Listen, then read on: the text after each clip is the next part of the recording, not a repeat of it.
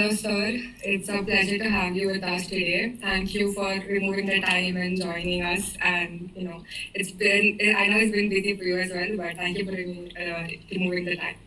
Thank you, Aisha. So I'll be starting. So hello everyone. Welcome to Icon's Industry Podcast. Today marks the beginning of our podcast journey, and we have a very special guest accompanying us. Today's talk is going to be extremely valuable for anyone who's curious about open source, GSoC, hackathons, and real world industry development. Because our guest today genuinely has it all. We are joined by Mr. Rajkumar Dongre, currently working as a software development engineer at Cornerstone On Demand. His journey is especially inspiring because not just one big achievement, it's about consistent wins across multiple competitive spaces. He has been a GSoC contributor. He has won hackathons hosted by Amazon and Citibank and is a two-time SIS winner. And he has won 8 hackathons overall, which is honestly makes him one of the strongest profiles that students can learn from. So if you're planning to start your GSoC journey or you want to build a very strong tech profile, you're in the right place. So welcome to the podcast, sir. It's an absolute pleasure to have you with us. Thank you, Aisha, and I would really thank to this Icon Club to invite me. I think is this a new club? So when I was in VIT, I didn't heard of this club. So is it new? Yeah, it started I guess 2 years back. All right. I guess since you passed out and we just started. Yeah, cool. I mean that's really great. Yeah. So, sir, I would first like to start asking a very simple question. So, what are you currently working at in Cornerstone? I want to ask, how is the corporate life like? Yeah, so the corporate life is really great. You will get a free food, and you will also learn a lot. During your corporate life, you will also learn how to collaborate in a big project, and basically how a data extensive application works behind the scene. And yeah, apart from that, if your colleagues are good, you will again, enjoy your corporate life. But yeah, I mean, currently I'm really enjoying the corporate life. Okay, so that is amazing. From student to corporate, everyone wants to know how the journey has been. So, like I mentioned before, you have been one of the most, in your journey, open source contribution has been one of your highlights, right? So, if we want to emphasize on that, what initially pulled you to join or start your open source journey? Or why do you think it was important as a student to start open source? Yeah, so talking about my experience, like how I got into this. So basically, when I was in my first year, so there was this COVID pandemic going on. So during that time, also our college also started very late. So it was supposed to start during I guess August, but due to this COVID, it was delayed to December. So basically, that gave me a lot of time to basically learn, software development, web development. So I basically focused on web development at that time during this 2 to 3 months. And after that, once I got into this college, so basically I want some kind of industry experience. So basically at that time, I asked my seniors, so where can I get this industry kind of experience, because when you are in your first year, you can't expect to have internship or you will get the job directly without any kind of projects and anything like that. So basically my senior told me that you can start with open source contribution. So basically these are some organizations or you can say project which basically anyone can contribute to that. So my first open source contribution experience came from this program called Oktoberfest. So it is really great. I think during my time, I think it was probably on October. I think today also it starts from October, and it's give you a really really great opportunity to basically start with open source contribution. So yeah, I mean, for beginners, I will definitely recommend, you can start from there. And when talking about my projects during my open source contribution, it was mostly web related because that was the only thing that I know at that time. And apart from that, basically, I think during my time there was some kind of rule you have to complete 2 to 3 pull requests. So for those who don't know pull request, I mean it's a terminology in open source where basically you make some changes, then you basically create a request to that organization that I have created this feature or have fixed that issue. So kindly, merge my changes to your code base. So this is what called, a pull request. So yeah, I think, like it's a program in which basically in a month, I think you have to merge 3 pull requests in open source organization. So yeah, so that was my first experience that I got, and I would say like I was not I don't have any kind of idea about GitHub. Like I know like there was this a website where you can get a free project, you can directly download them. So yeah, initially I have that much knowledge only. Like literally I don't know anything about how to create a branch or how to contribute and how to like work in a collaborative environment.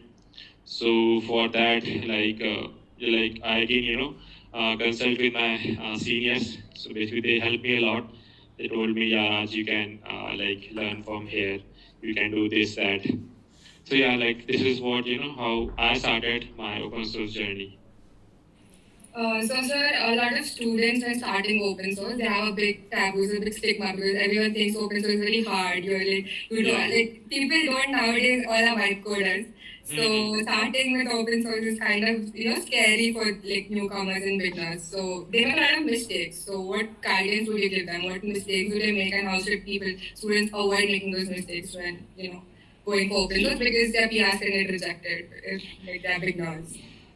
Yeah, so for beginners, let's get this step by step. So for those who haven't have any idea about this open source, like what is GitHub and what is this, let me tell you my experience. Like I completed my I was got shortlisted for GSoC during my second year, and like at that time even I don't know like you will get like a stipend of $3,000. So that was kind of my condition when I got shortlisted.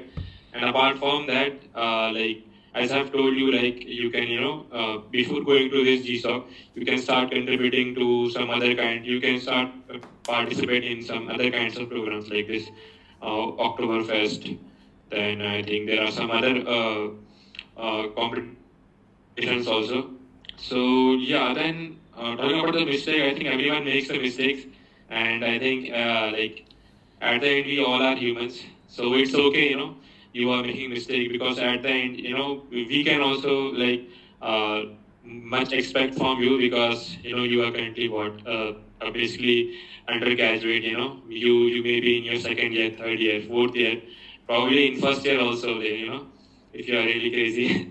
So it's okay to make mistake, but I think the key here is to to basically try contributing, because I think most of the people that I have see, or I have during my times I have what I have seen is that people during my times, I mean they were really great coders. Some of the really sharp minds were there. So basically, I'm currently 2025 graduate only. So at that time, they were really smart people, but the thing was that they didn't have that kind of confidence, or they basically doubted themselves. That we can't do this. We are in our second year. We don't know about Git and GitHub. And basically, on the other hand, basically, I don't know anything, and then I just was trying things. So I think that's what makes the difference between a good contributor and what we can say, and a person who is not trying. So basically the key thing is to keep trying. So it's okay if your PR didn't get accepted. So maybe like what you can do, you can ask from your mentor or that reviewer that what mistake you have done, and then you can accordingly make changes to your PR.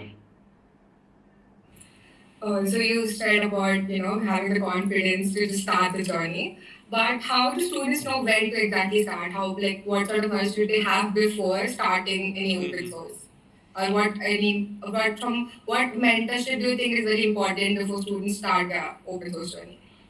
So yeah, I think maybe you can start. I think in GitHub you have something called you can add filters to the issues.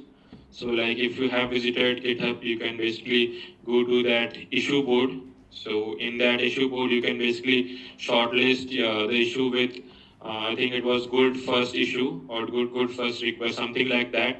So basically, in my time, I used to like shortlist the issue using that.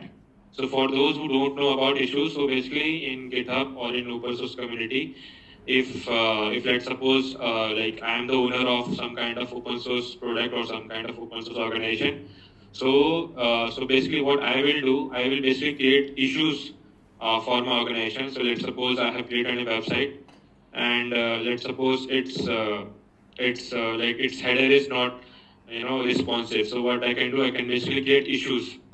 So this is my responsibility to create issue, and as a contributor, responsibility is to basically take those issues. So basically, like as a owner, I will assign that issue to you. So then it becomes responsible to fix that issue, whatever it may be. So yeah, so basically, the idea is to basically filter those issues using some kind of like I think it was good first issue. So basically, usually these kind of issues are really easy.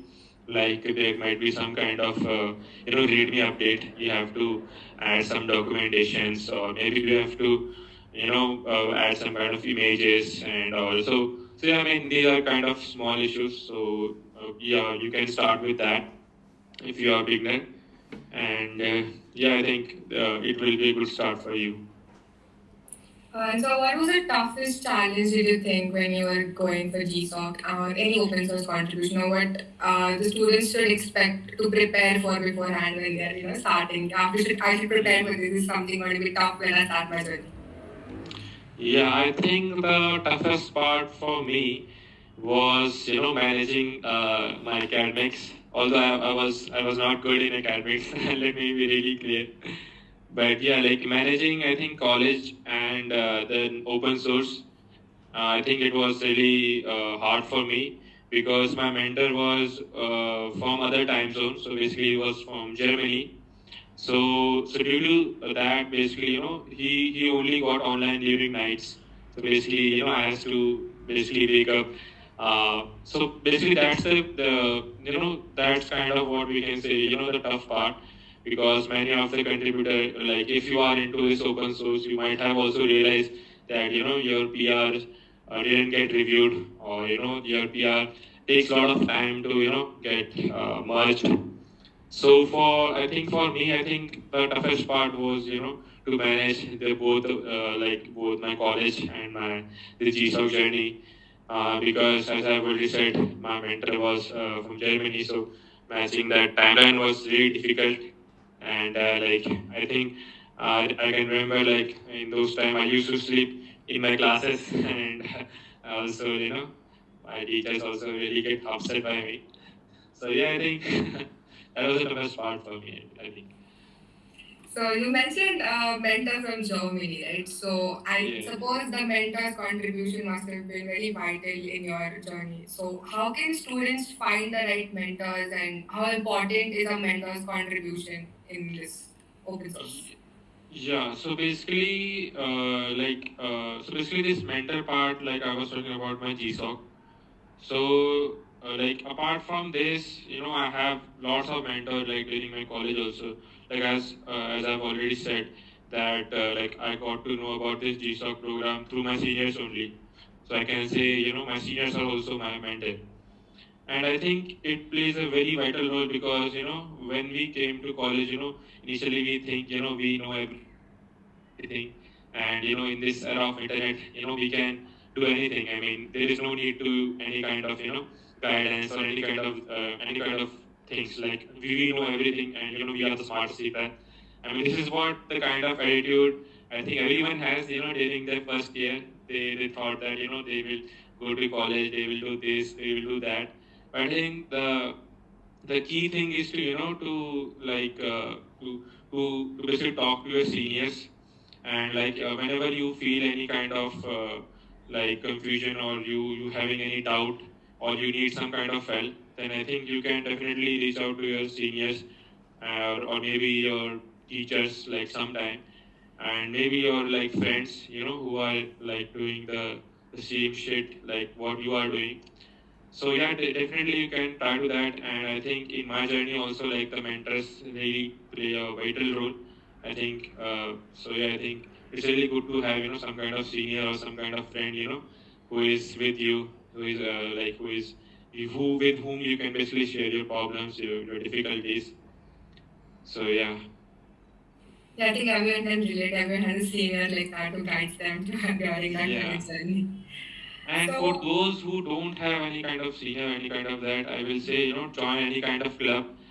And like from that, you will definitely, get to connect with a lot of seniors.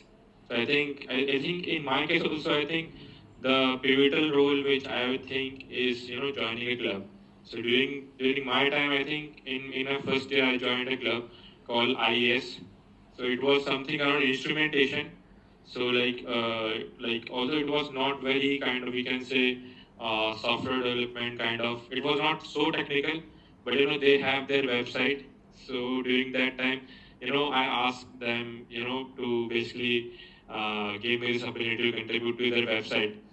So basically they told me, they didn't hire anyone from, first year. So basically, I think even now also, like, you have to at least be in a second year to basically become a coordinator or some kind of like that. So yeah, so basically they told me, you have to be in your second year at least. So, but yeah, at the end, yeah, like, I end up getting that coordinator position in my first year only, because as I've already said, like, I was into this web development, and I have learned 2 to 3 months of web development. So yeah, and after that, basically, I got into this connection with a lot of seniors and all that. And I think that's the rest of the history. It's amazing because in the first year, everyone is just volunteers. They don't let you join or become coordinators after the second year, and then you have secretaries and everything. You get to become the lead. Yeah. Believing that you were a coordinator and were contributing to websites in the first year. Yeah, I think the key is to to be stubborn. I will say, like, I'm really kind of that kind of child who is what we say, a very ziddy guy. If he like if I see something like I just make it my goal that I will do it. And I think this is what makes like a person. You can basically grow with that kind of attitude only. You have to be really ambitious. So this is what I say. Like to many people, even my LinkedIn is always flooded with these kind of questions. Raj, I am in my second year. Like, is this the time to start open source? Raj, currently I am in fourth year. So can I start open source? The answer is be ambitious. Just think of the wildest dream, or the wildest goal that you have. So if you are doing open source, I think the biggest competition, or you can say program, is GSoC. So definitely you can try for that. And when you are trying for like GSoC, maybe you will get into LFX, or maybe you will get into this October 1st. So so just think big and be stubborn, I will say. Yes, I guess all the audience is inspired by stubbornness and will probably follow that. Yeah. And also, GSoC must have been really impactful on your resume, right? So having that sort of thing on your resume, like it stands out in interviews and everything. So what would you like to say about that? How did that help you in your interviews and your placement as well? Yeah. So definitely, like, after GSoC, I think it was a completely 360-degree turn to my life, because before that, I can remember, like on LinkedIn, I only used to get 10, maybe 15 likes. But yeah, then after that, it just like I can easily get maybe 50 plus 100, maybe 200 likes. And like I also like one of the like one there was one guy like he basically tweeted on X, basically Twitter. So that post also got a million views reach. So like it was kind of we can say celebrity kind of status. But yeah, like the first thing that you will notice is that your LinkedIn will be flooded with a lot of requests. And then apart from that, like whenever you go to an interview, I think saying that you have contributed to GSoC, I think it definitely give you edge. And because the things that you basically learn during that time, I think will be really crucial for anyone who is basically just joining his career or who is joining his corporate life.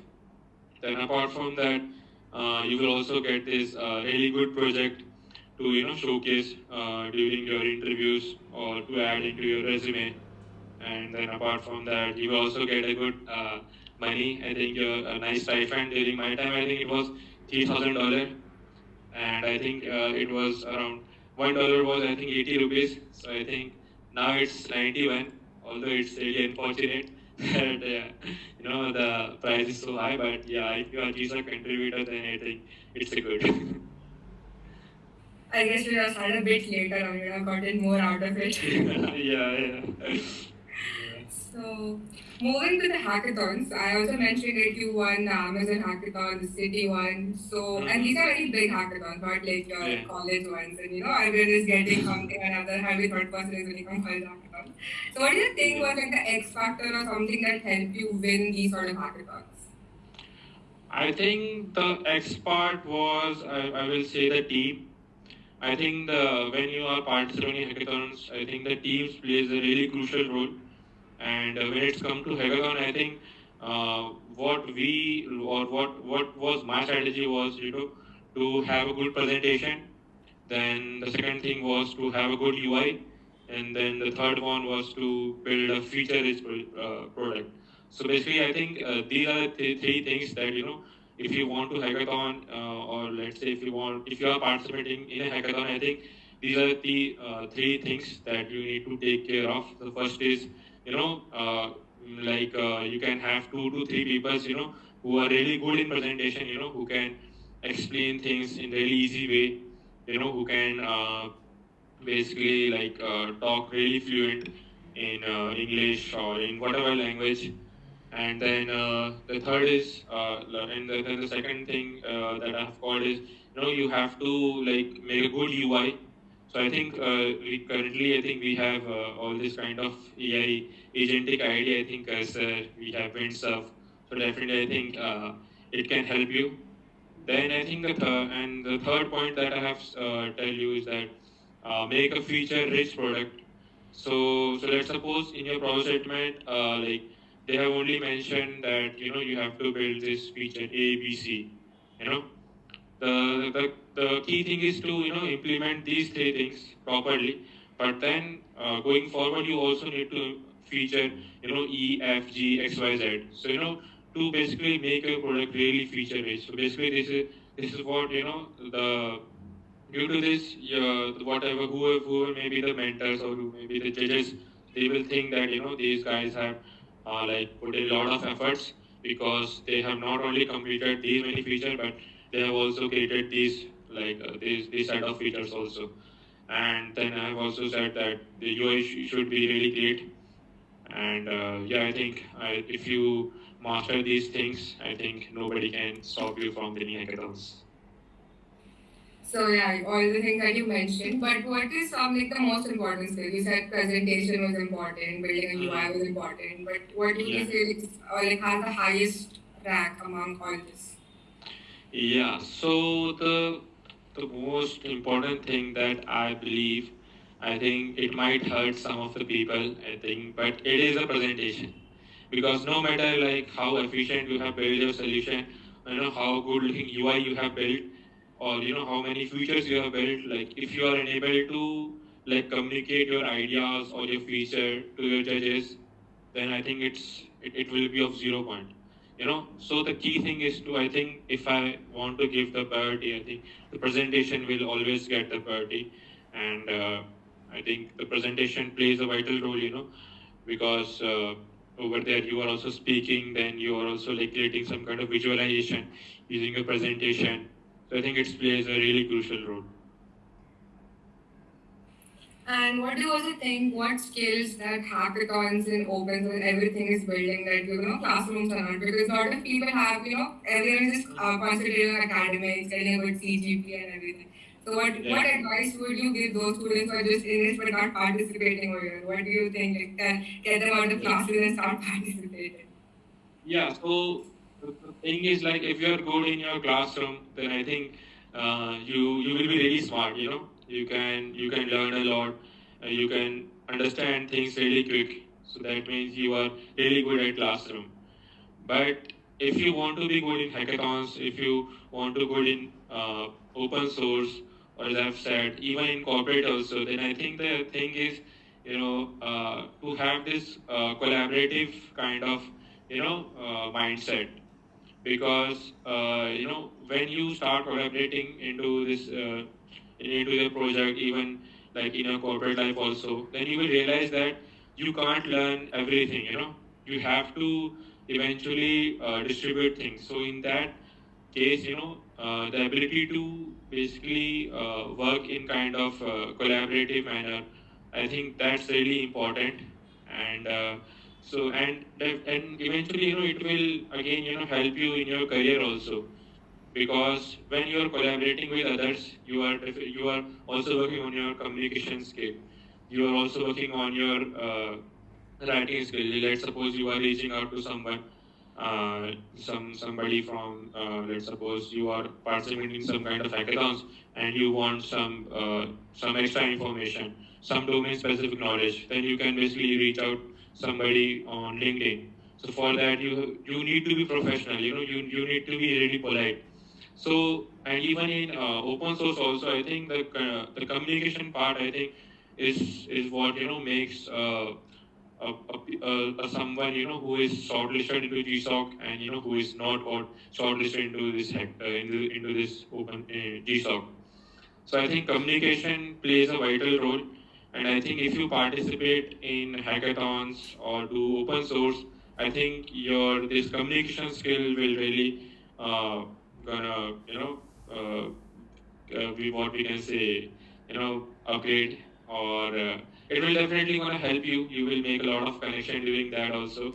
Like I can remember, like during when I was in my fourth year, like apart from college, like I didn't even sit into this college placement, because like before that only, like I have lot of offers from my friends, lot of my seniors were giving me referrals and all this. So I think it was all got possible, because I was participating in lots of hackathons, and I was contributing a lot of in open source. So I think it's really give me edge over others. Great. So you said about your open source and hackathon, how it helped you in your career-wise. Yeah. So as a student, how did you manage all this, like academics, open source, connecting with your seniors, and you're asking for referrals, and everything, like all the work, because it's very hard, because just when you come back from college, no one has a strength to do anything. So how are you managing this in your student life? Yeah, so I think, as I've said, I think this is the key thing. I think if anybody, because during my time also, I was really bad in, managing all this thing. Because as I've already said, during my classes, I can remember, like, I used to sleep in last bench. And because I used to, because I have to awake, during all the night, because this is because at that time only, my mentor was available. So I think, you have to, what we can say, sacrifice something, in order to get something. And I think the word balance, I think in itself is, what we can say. I mean, I have seen a lot of people, they can balance, But yeah, I think the thing is, to not get into, basically don't distribute your times in a lot of things, I will say. So like if your goal is to contribute in open source, so just pick 2 to 3 things. The one is college, and you can do other thing is that the open source, you know. But yeah, I mean, if you got into some kind of relationship, then again, your life will be really messy, because I have seen, my friends are there, and their life was really hell. So yeah, I mean, the thing is, if you, so basically at a time, like pick only 2 to 3 things that is really crucial for you. So yeah, I think that's the kind of formula that I would like to give you. And I mean, being balanced, I think it's really person to person, like how they operate. Basically, I used to operate always in this, extreme ends.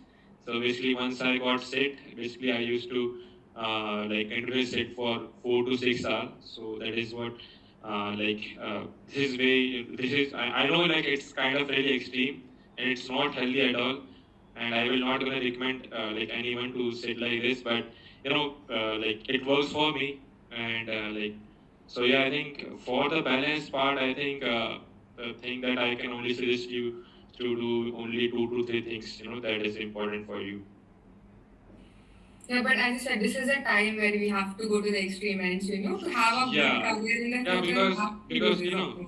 because doing open source, is not recommended. You are just a student, and it's okay. Like if are not doing open source, it's okay if you are not doing hackathons. Like, but the thing is that if you really want to excel, if you really want to learn from the best, from the professionals, then I think you have to make sacrifices. Like even if you ask, some sports guy, if you ask somebody, who is really at the top of his game, I think he might have, make lots of sacrifices. So I think that's the key. I think you have to make sacrifices, and you have to choose only 2 to 3 things at the end of the day. Yeah, I think to be the best in a field, you have to make certain sacrifices. Yeah, definitely. So you said, now we talked about hackathons and open source, but if you had to choose one, what helped you the most in your, in everything in your career? Yeah, I think the key thing that helped me, I think, was I think they both really helped me a lot. But if we look into the base, I think hackathons really helped me, because during hackathons, you are doing like all kind of collaboration. You are communicating with your teams, then you are basically thinking, then you are basically like building something. So it's what we can say. It's very technical intensive, and also like very what we can say, like you will get to learn a lot, because basically in this you will learn technical skill also, and you will also improve your soft skills also. So yeah, I think in perspective to my career, in perspective to my growth, I think hackathons really played a vital role, because from hackathons, I think I also got some offers also. So there are lots of hackathons, from where you can, if you won or if you place really well, you will also get the opportunity to get internship or to get job. So definitely it helped me. And then basically the open source and GSoC, I think it is what we can say, it was a byproduct of hackathons.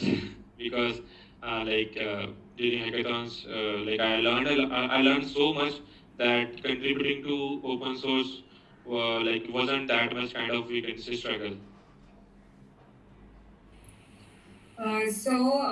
After we talked about GSoC, we talked about hackathons, but let's come to the part where the students are scared the most, the DSA part, the competitive coding part. So how much do you think is that important when in your career, in your placement? So yeah, definitely I think DSA plays a really crucial role, and I think even when I was in my third year, I was also not into that much kind of DSA. But the reality is that you have to do DSA. Like if you get into a really good company, like if you are focusing for like these big FANG companies, then definitely you have to do DSA. But yeah, like if you are aiming for startups and a mid-level company, then I think a good project and good hackathons are good.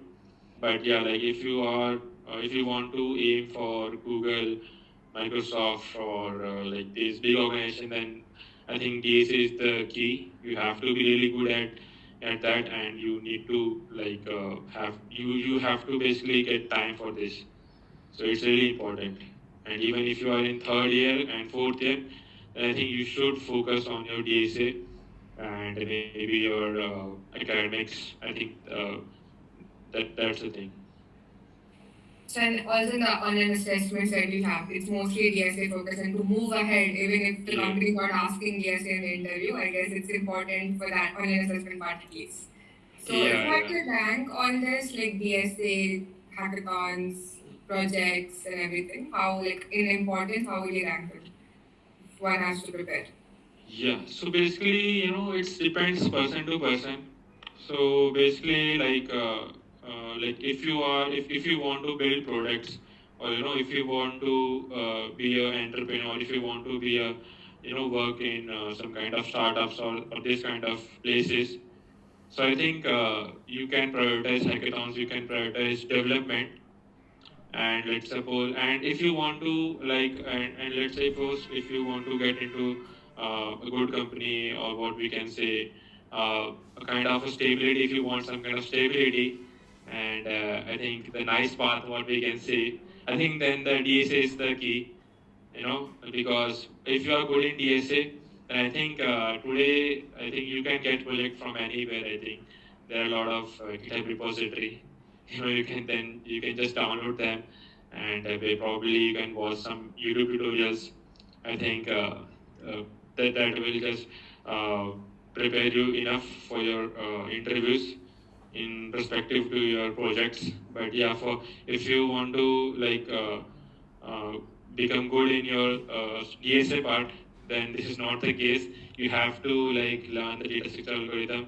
You have to create that kind of what we can say, so solving problem basically come from the experience. This is what I believe. You can't learn DSA or problem solving in just 1 week or 2 weeks. So you have to give time. So I think if I want to prioritize, I think first prioritize DSA, then probably you can prioritize your academics, your projects, and then at the last I will say hackathons. Then at the very bottom I will say open source. I know many of you might get hurt, but selecting into this in this program is in itself is a kind of challenge, because let's suppose if you communicate really well, if you created a really good proposal, and let's suppose at the end of the day your organization didn't get into GSoC, so it doesn't make any sense, because if I told you from my experience, so initially I was contributing to LibreCube organization. So basically it makes it do something space related stuff, some satellites related stuff. So over there initially I was contributing, and then when the GSoC comes, unfortunately that organization didn't get shortlisted. So so that's the thing. So although in the next day it got shortlisted, and they also offered me a role for the GSoC mentor. So I think that's the thing, because doing open source and doing hackathon, I mean, is not, we can say, mandatory, but having into your resume is a good, but it also takes lots of investment, lots of what we can say, lots of hours. So but if you want to get into what we can say product building, if you want to start something of your own, then definitely I think you can focus on GSoC and hackathons. But if you want what we can say a steady life, something really stable, if you don't want to so I think DSA will be a good path.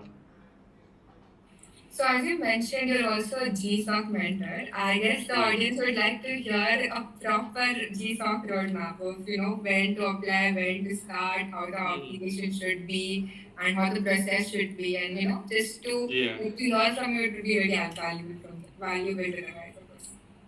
Yeah, so the thing is that I got this offer for GSoC mentor, but at that time I was indulged in some other kind of activities. So due to that, I didn't, able to invest that much of time.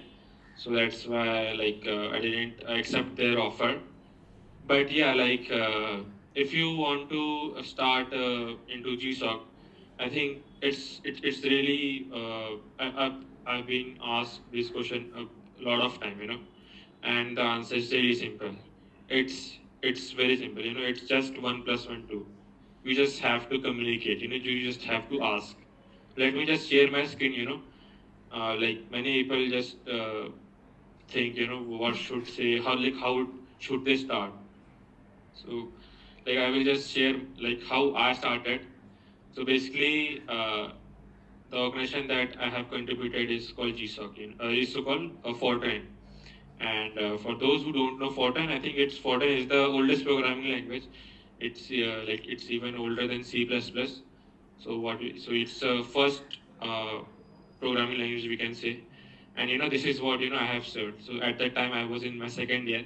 So this was my first communication. Dear Fortran community, my name is this, and I just want to contribute to GSoC. Yes, I have mentioned here my previous contribution here. So this was the organization that I was previously working, and it's okay if you are not working previously. If you even know C, C++, Java, then just mention that. It's fine. You don't have to be already experienced because in reality, what we want new contributors, because as a mentor, I want new contributors to join my organization. And it's okay, if you don't know, if you are not that much kind of technical. The thing is to, as I've already said, your communication. If you can communicate properly, then I think the half of the problem is already solved. Then basically here I have mentioned this. So yeah, I just in my first year only, I was fortunate that I won Smart Hit Hackathon. Then yeah, and then in this message only I have told that I am interested in working in project idea support for C++ FVM, and if it is available, I'm just asking here. Then yeah, this guy has redirect, give me this link. You can go to this link and you can visit here these project ideas. Then you can shortlist from them. And then this was my second thread. So if I go here, so this was my second message. Once I basically go through this project ideas list. So basically this was my second message. This was on March. I want to contribute this project for this, and so basically in that list they have also mentioned that so basically if you want to become a contributor, some organization basically create some kind of prerequisite. So basically if you should have at least 5 PRs, or you should have 1 patch request, these kind of prerequisite. So yeah, so basically we have to make a patch to this, and then I'm just asking where I can basically start. So basically, yeah, so basically he was my mentor. So basically he told me, all this, and basically, then I basically start my conversation regarding the architecture of the project and everything, So I think the key part is, the communication. If you want, I can also share this in this Google Meet so that everyone can access it. Yes, I think that would be very nice because you're not pitching yourself to those. Yeah, it's just pitching yourself and believe in yourself, because most of the time that what I have seen is the people don't believe in themselves. People thought Raj is able to do a lot of these things. He might be really smart. He might be really what we can say, sophisticated, really good in time management. But in reality, I am just like you.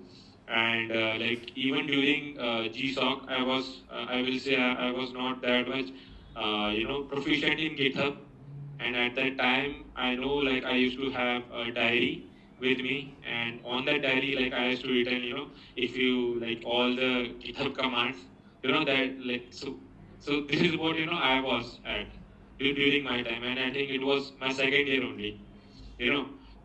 So the thing is to believe in yourself, and don't underestimate yourself, and keep trying, and it's okay if you didn't get into this, but the thing is that you learn that how to communicate, how to get a pull request, what is Git, what is GitHub, you know then how to set up external project into your system, so I think that's the basically that's the key part, learning all these things. I think it definitely give you like a boost into your technical skill also, and it will also give you a confidence that like I have talked to these many guys, like I have experience with these many guys. The thing is to believe in yourself that you can do it. I think the rest is the luck, and yeah. I think the luck follows. If you keep on trying and you keep on making 10 shots, at least one shot will hit. So it's like you just start and put yourself out there. Yeah. I think people say, Raj has won these many hackathons, but they don't know, but the thing is that I have participated in, I think, 20 to 25 hackathons. Like I can remember that there was a time, during my college life, like in every weekend, we used to participate in hackathons. So like people used to say, what is our weekend plan? So people say, we are going to club, we are going to pub. And what we used to say, we are going to a friend's room and we are just building something. so, so that is what, kind of the life, I live, and make a lot of sacrifices. I think sacrifices are the part of your life. Like if you want to achieve something big, you have to sacrifice. There is no other option. To have those badges, GSoC contributors, as well, I guess you have to dedicate your weekends to that. Yeah, you have to dedicate it. So now that you've talked about hackathons and GSoC, now let's come to the actual industry part or the industry. So how would you say is industry development different from the college projects, the hackathons, or whatever GSoC contribution makes? What is the difference between working in industry and doing hackathons and all personal projects? Yeah, so basically the industry projects are also very much, similar to your EIs only, because, in EIs also you have to like take permission from your guide that we are working on this, like is this good? So similarly in industry also you have something called product manager. So basically they ask to their clients that we are building this feature. So is it is it good? Is it bad? Do you really need it? Should we change it? So similar to that, I think in industry also like it works in that way only. And then apart from that, I think in industry again, communication plays a very vital role. I think like if you participate in hackathon, you have a lot of responsibility, but you can think of industry is like a big hackathon and a really slow hackathon, where you have really small responsibility. So you can imagine of industry work like similar to that. You will have some kind of responsibility, but not very big, very small. Like if you are very new joining, if you are a beginner, then yeah, I mean as you like goes up, if like goes to become a senior, then definitely the responsibility will be raised. And yeah, I think you will get free food, then you will like get a good stipend, good money, then you can buy whatever you have dreamt of during your college life. I will do this, I will do that. So yeah, definitely you can try those things. But yeah, I think it's really great, to get into MNCs or any kind of big company. But yeah, like even if you're able to get into startups, I think I have also worked in startup also. So over there, I will say the working hours are really lot. and their like what we can say deadlines are also like really harsh. So yeah, like so you didn't get that much kind of liberty if you compare it with big MNC, but yeah, like some people love to work in startup culture, like they want to hustle, so yeah, it's good for them. But yeah, like if you want to explore other things, then I think MNC is good idea. You can explore a lot. If you, let's suppose if you want to learn dancing, if you want to learn singing, and due to in your college you didn't get that much exposure, didn't get that much time, then definitely you can get enough time when you will get into a good MNC, so you can learn that. So yeah, I think it's good to be in MNC, and also like there are all pros and cons of in startups and in MNC. So, yeah. So every company, every type of company has its own pros and cons. Like MNC, you Yeah, have your exactly, startup, you have your. Yeah. So I bet you learned a lot of skills in your hackathons and GSoC and everything. And what do you think was the most relevant skill that helped you in your corporate life and industry life? Or whatever you acquired during these past years, what was the most applicable one in your industry or your career? I think the most applicable was using ChatGPT to send emails. Because in so the thing is to in corporate also as I've said, the key thing is to to have a proper communication. So if you are in a company, and let's suppose if you are new, so people might get panic, I don't know this, so like if I ask to my senior, what will they think of me. So so the thing is to just ask them, you know hi senior, like I'm not getting the gist of it, so like could you provide me resources or anything.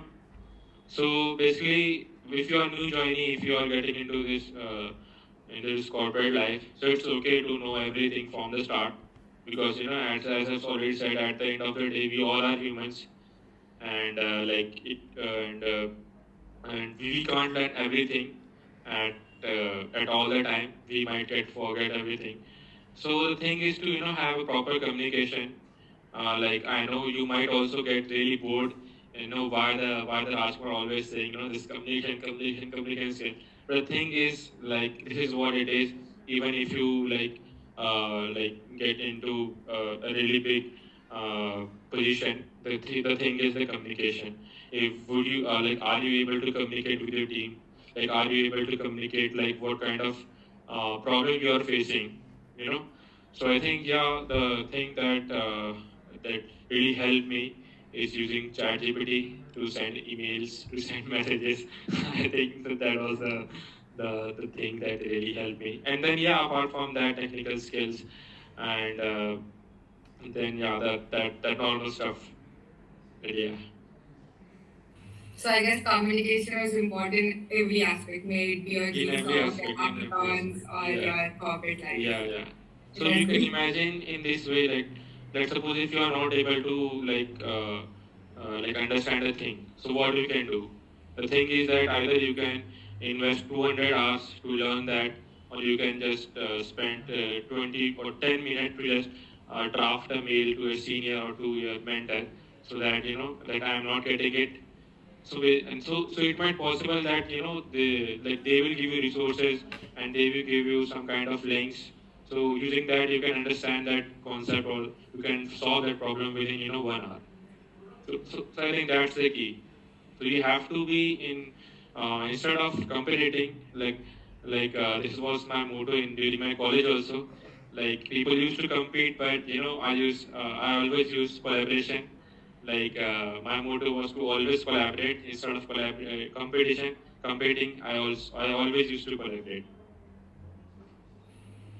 Oh, that's nice. I mean, every aspect, your GSoC, your hackathon, every valuable insight that you give, I bet the audience is like taking notes and putting everything down, because everything was so like they would like to learn from this, because we don't get to learn more about it. So not all people are doing everything. Like in our seniors, we have people who are doing something. Now we're doing hackathons, now we're doing academics. But I guess you are one of like the only senior who's done it as it all.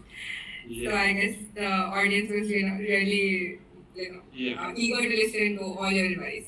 Yeah, and you even don't need to be, that much smart. As I've already said, when I was doing this GSoC, I was not, remember all that Git commands. I have that this script with me, written on a diary that I have prepared with my seniors. Actually my senior was really intelligent at that time. He told me, Raj, you can use this command to do this. You can use this command to do this.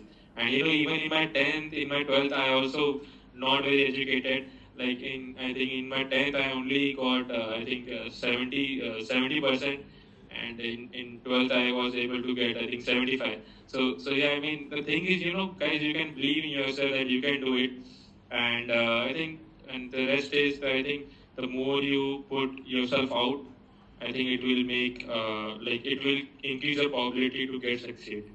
I think that's the part, that's the key. And yeah.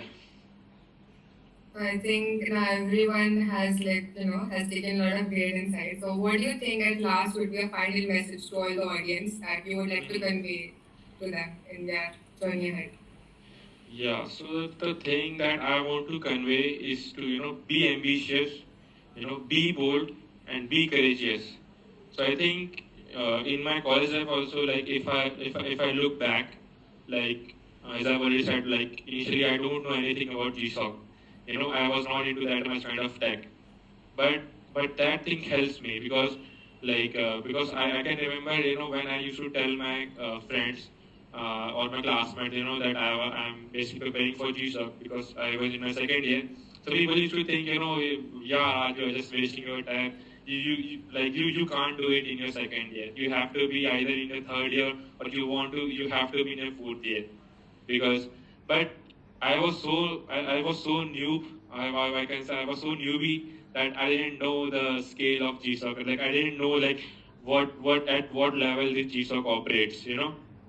So basically what basically with that I don't have that kind of preconceptions.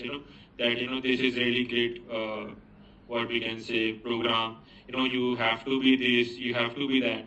I just go step by step. I just ask people that I don't know like if I got stuck, I just ask for help. That's it.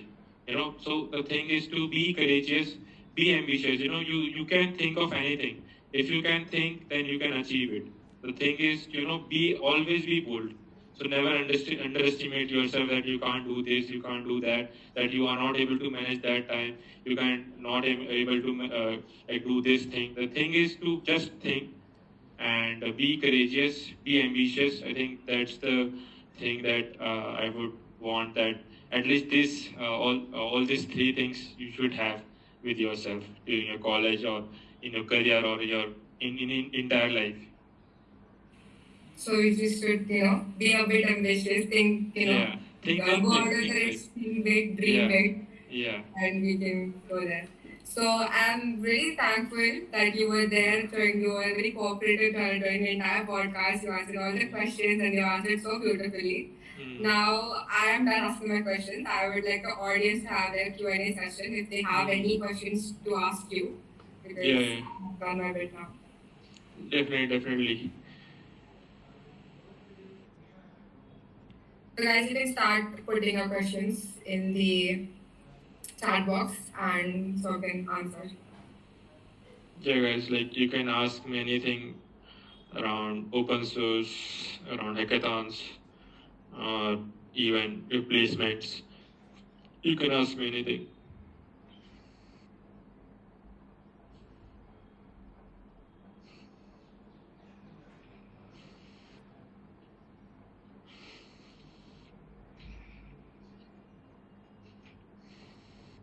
How to balance hackathons with open source? Okay, so basically regarding this, I think hackathons are what we can say a small event. So like usually it like happens in only 1 or 2 days. So yeah, like once the hackathons like when you start with hackathons, just a second. Yeah, so basically as I'm already telling you, the hackathons only like last for 24 hours. But definitely you can when there is hackathon you can like prioritize hackathon and then you can think of open source as a long journey because it might possible that you have raised a PR and it didn't get reviewed, and it's okay. Like even today also, like I have lots of PR that haven't been reviewed since 2022, so it's okay. So yeah, like during hackathons, prioritize hackathons, and open source is a kind, we can say, test match. So you have to play like that. I'm in my first year now, so can you guide me and give me a short roadmap? Okay, so for those who are in your first year, so the thing is that you can learn is first a programming language. Like I will not say go very much into deep. Learn basic if else for loop, while loops, and then you can once you got a gist of any language, then you can basically choose like where you want to go. Like you want to go into this hackathon side or you want to go into the DSA stuff. So basically there are two ways, If you want to go into DSA, you can pick traditional languages like C, Java, C++. And if you want to go into this hackathon, go into this open source, so probably you can go to JavaScript. You can move to JavaScript, Node.js, and TypeScript. And then once you learn that, then you can, if you are doing if you are learning C, C++, then you can start with your lead code, and you can also participate to like many others competitions also. I think there is a website called Code Forces. You can try that if you want to build your career as in a good MNC. And if you want to be in a startup or you want to build something of your own, then you can start participating in hackathons. Can you tell us about choosing institute while participating in hackathons? So yeah, basically choosing organization or institute, I think it's really time intensive. So basically what I used to do, I used to basically maintain a kind of Excel. So over there, I used to review every organization. So yeah, like when I was shortlisted for GSoC, so at that time basically I reviewed almost all the organization. Like no matter like I know their programming language, no matter I was I was able to understand their tech stack. I just review all their projects, all the organization, and then all their projects, and then from those I basically created an Excel to those projects, and then I basically listed that I was interested in. Then I just sent the mails or messages to their mentor, and I think the Fortran was the first organization that sent me the mail or the message that we are interested. So yeah, that is how I got into this. Then tricks to get selected for GSoC. I think the thing is to start early, make some good PRs before asking for project guidance, because once you have make some contribution, I think they will also realize that you are a good candidate, and that you know some kind of Git, you know some kind of programming language. So yeah, before asking for proposal review, you can definitely make some previous contribution to your organization. Then we have any more tips for PPTs for the hackathon? Yeah, I think for PPTs you have to be creative, and in your team there should be one guy who can make aesthetic PPTs. So I think that's the key. And then we have what skills are required related to tech to get into GSoC. To get in, so I think GitHub is important. You have to learn GitHub, and in that also you can learn creating big branches. Then this concept of branch, like how they work, and then the concept of PR, pull request. So yeah, I think learning GitHub is really important if you want to get into GSoC, and apart from that, whatever language that you are contributing to. Then you have, can you give the strategy for win the hackathon? Yeah, so strategy to win the hackathon is to, as I've already said, focus on your presentation, then make a feature-rich product. Then the third one was, to build a good UI. So I think if you focus on these three things, I think nobody can stop you from winning hackathons. How to manage DSA, AI, ML, and hackathons. So yeah, prioritize DSA first. Then you can I think AIML. I think then you can prioritize the AIML. Then you can prioritize the hackathons. So as I've already said, the hackathons are only lasted for 24 hours, 24 to 16 hours. So yeah, so it's kind of what we can say one-day event. So you can prioritize it at the very bottom, and and the DSA is a basically long journey, so you have to give or if you even give you 2 hours daily, then I think you will be good for the DSA. Then do you need to make PR even before? Yeah, you have to make PR before GSoC starts. Like if you're confident that your organization will get shortlisted to GSoC, then you can make PR to that. But yeah, like you can also make a PR like after starting the GSoC.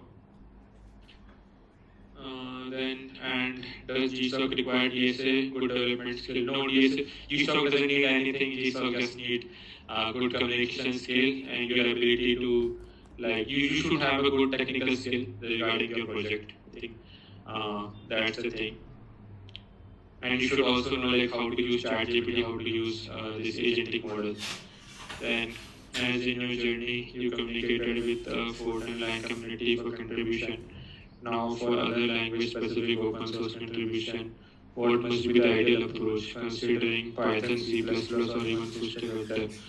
Yeah, so similar to the Fortran, what you can do, you can basically do some research about the community channels.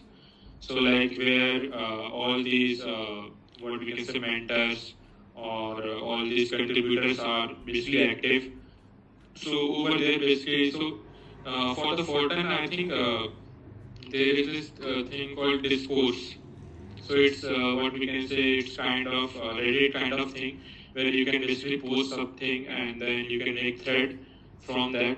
So yeah, you have to need to do some research. If you are contributing to, let's suppose, TensorFlow, you have to go to their communicate channel. Then basically you can ask them. You can basically first introduce yourself. Then you can then ask. I'm interested in this project. So could you navigate me so that how can I start with this project? And then you can just basically do question answering in that flow. I wanted to understand how open source contribution impacted your placement journey. Did it help more in shortlisting or interviews? Also, since you said you weren't heavily into DSA, how did you approach or clear the OA round? Okay, so first of all, so basically open source really helped me in my placement journey because when you tell your interviewer that you have make some open source contribution. So it gives you edge, and apart from that, the project that you build during your GSoC, I think it will again give you edge over the others.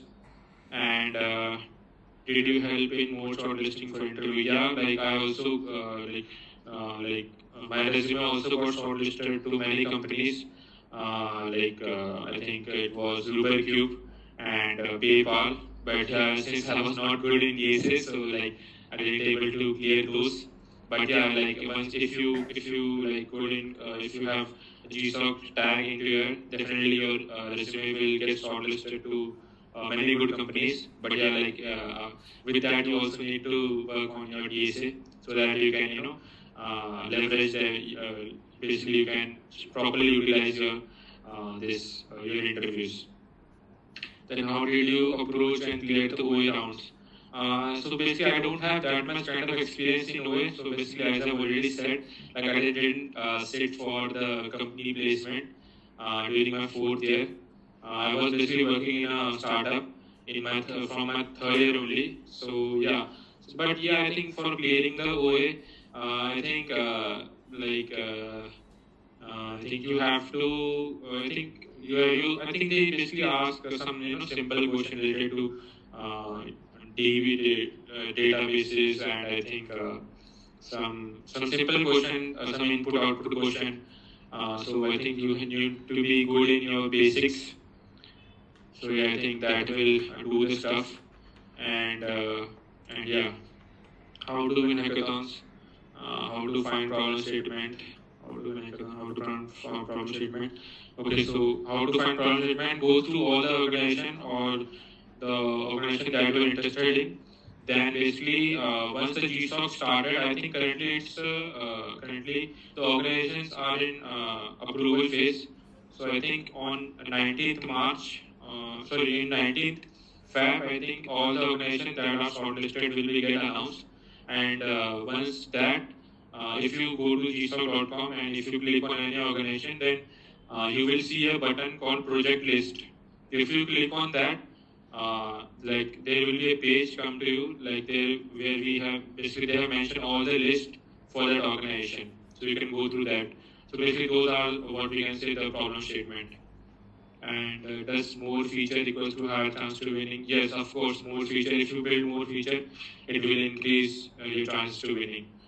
Do we focus on one technical high level, or do we need to focus on high technical? No, there's no need to build a really technically sounded product, because they don't really care about how really you have built the product, or like how much your product can scale. They really don't care about this. So instead of that, you can focus on that. Pitching tips. I think you can go through YouTube or anything. Then you can basically search over there like how to pitch. PPT tips. I think create your PPTs really visually appealing. And I think today we have lots of these AI products who can really help you in that. How many organizations can we apply to? You can at a time only apply to one organization. If you were starting from your first year again, what would you have started with DSA or development? What path would you suggest as AI entered the market? Still development is future proof of market. Yeah, so if I start my first year journey, like I will do everything like as I've done, and I think I will at that time also like I will strongly focus on development, because my goals were different. Like basically my plans were different. Basically it depends individual to individual. So Sanket, it really depends what you want to achieve in your life, and where you want to find yourself after the college. So it really depends on that. So as I've already said, if you want to see yourself in a good company, a good fan company, then do DSA. If you want to see yourself as an entrepreneur, or if you want to if you want to get into this hackathons, if you want to be in startups, then go for development. And yeah, I think after this AI enter the market, I think development is the easy part. I think the hard part is to build what we can say the architecture. So basically, definitely you can learn some kind of HLDs, and yeah, thank you. And response. Okay, yeah.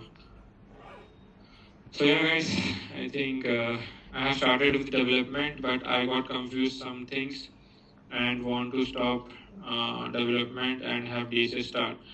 So, like, in what way you are confusing? I mean, like, I didn't get the question. So I think you are facing. I think it's called procrastination, Sanket. I think if you are starting development, and if you are getting confused, so I think you are just procrastinating.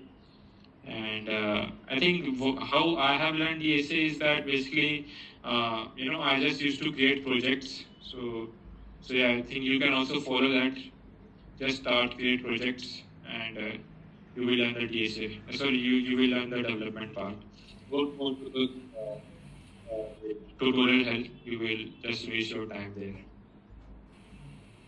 I think everyone's questions have been answered. You were very kind enough to go through in detail about all the questions that they had asked. Yeah. So just wrapping up. So thank you so much for joining us in the podcast today. Not everyone is willing to take so much time, explain everything in detail, and go through those details. Like on behalf of Icon, I'm very thankful to you. Very grateful that you joined us on such a short notice actually. I guess the mail was sent a week or so before it. Right? Yeah, I mean, it's totally fine. And yeah, like if anybody has any other question left, you can ask me to LinkedIn. Like I will try to respond to everyone. And like I would really like to thank your club. You are doing a really fantastic job. And yeah, I mean, if you need anything from myself, definitely you can reach out to me in LinkedIn or Instagram or whatever format you have. Sure, sure. We'll be looking forward to connect with you in the future. Thank you so much. And if all the audience, if you have missed out any of the part of the session, this is live on YouTube as well. It will be on YouTube, so you can go through that, and you can also reach out to Sir on LinkedIn. And once again, thank you so much, sir, for joining. Yeah. Thank you. So okay, guys.